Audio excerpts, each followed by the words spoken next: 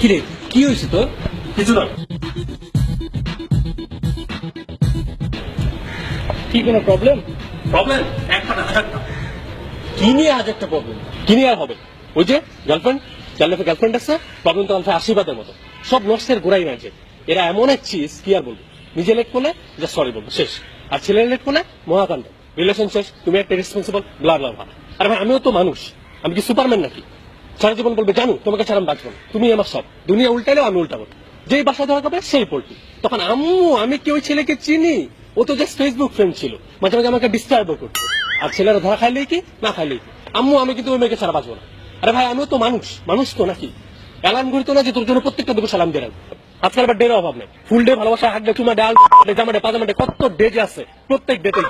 ভাইজান যদি কোনোটা মিস হয় তখন বলবো তুমি একটা হারামি, আমার দিকে একদমই খেয়াল নেই। আরে ভাই আমিও তো মানুষ, মানুষ তো নাকি? অ্যালার্ম ঘুরতো না যে তোর জন্য প্রত্যেকটা দেবো সালাম দিয়ে রাখবো। পৃথিবীর সব দায়িত্ব ছেড়ে দে, ভালো পড়ো, ভালো জব করো, নইলে ভালো মেয়ে পাবা না। আরে ভাই ভালো মেয়ে কোথেকে পাবো? ভালো মেয়ে কি পৃথিবীতে আছে? আচ্ছা মানলাম 1000টা খারাপের মধ্যে 2-1টা ভালো আছে, তার সাথে আমার বিয়ে হবে কেমনে? আমি কি ভালো জব করি? আমার কি টাকা আছে? এখানে মানুষ কেমন সেটা বিবেচনা করে। বিয়ে তো তাকেই করবে যা আর্নিং ভালো। কোনো সুন্দর মেয়েকে প্রপোজ করতে যাও, বলবে নিজের চেহারা আয়না দেখো, তারপর প্রপোজ করতে আসবা। কিছুদিন পর এই মেয়েটা এমন একটা ছেলেকে বিয়ে করবে যার চেহারা আয়না দেখে হরর মুভি দেখার স্বাদ মিলবে। এই জন্য মেয়ে মানুষ হওয়া উচিত ডিস্টার্বিং এনিম্যাল। সারাদিন ফোন করে ডিস্টার্ব করবে, তাছাড়া আর কি করবে? তার তো কোনো কাজকর্ম নাই। সারাদিন স্টার জলসা দেখবে, পরকে শিখবে, বাড়ির রং শিখবে, আর স্বামীর মাথায় কাঁঠাল ভাঙবে। মেয়েদের হাজারটা প্রবলেম বয়ফ্রেন্ড ছাড়া সলভ হয় না।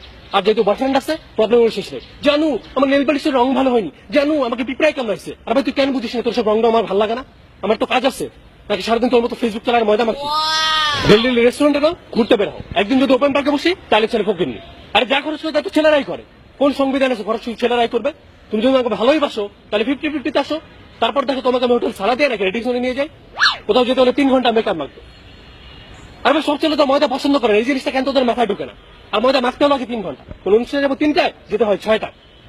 আচ্ছা মানলাম মেকআপ করতে তো 3 ঘন্টা লাগে, তাই তুই 12টা থেকে করলে পারতি। আর করছিস তো করছিস, বৃষ্টি দেখলে দৌড় মারাস কেন?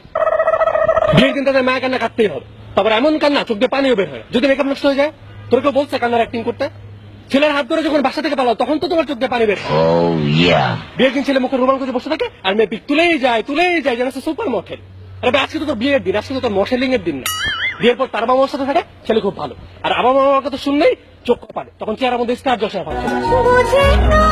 আমরা যদি মেয়েদের সাথে ঘুরি তখন ছেলে খারাপ, চরিত্র খারাপ, বাসায় রীতিমতো মিছিল শুরু করে দেয়। আর তারা গেলে যদি কিছু বলি তখন বলবে ও আমি কি আনস্মার্ট, আমি কি আনকালচার, হোয়াট ইউ আর।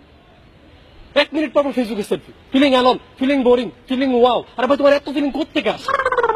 কোথাও বের হলে তারা আমাদের ফটোগ্রাফার ভাবতে শুরু করে, এক পোজ দিয়ে নষ্ট ছবি তুলবে, তারপর ব্যাগটাও ভালো হবে। তবে ছবি কোত্থেকে ভালো হবে? তোমার তো চেহারাই ভালো না।